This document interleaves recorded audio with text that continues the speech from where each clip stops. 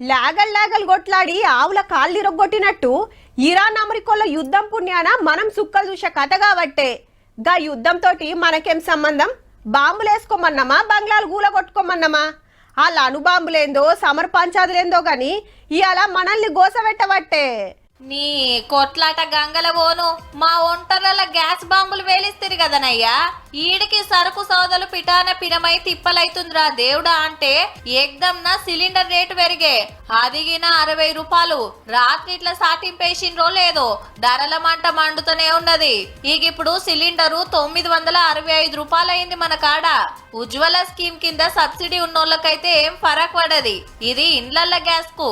అదే హోటళ్లు బిజినెస్ లకు వాడే సిలిండర్ అయితే రయ్యిన 115 రూపాయల మీదికి పోయిందబ్బా ఒక్కసారే. పర్ డేకి ఇతిమితంగా 90,000 నుంచి 1,00,000 సిలిండర్ బుకింగ్ అయ్యేది. ఈరోజు ఏకమొత్తంగా 1,50,000కి వెళ్ళిపోయింది.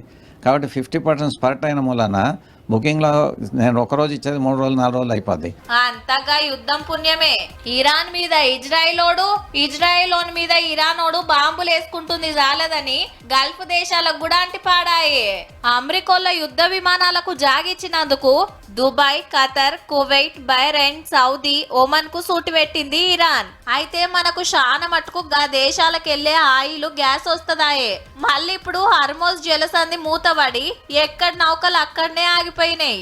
ఆడికెళ్లి సప్లై తక్కువ ఉండేటొరకు గా ఎఫెక్ట్ మన మీద పడ్డదట. అయితే డీజిల్, పెట్రోల్ రేట్లు కూడా పెరిగే ఛాన్స్ ఉందని ప్రచారం అవుతుంది.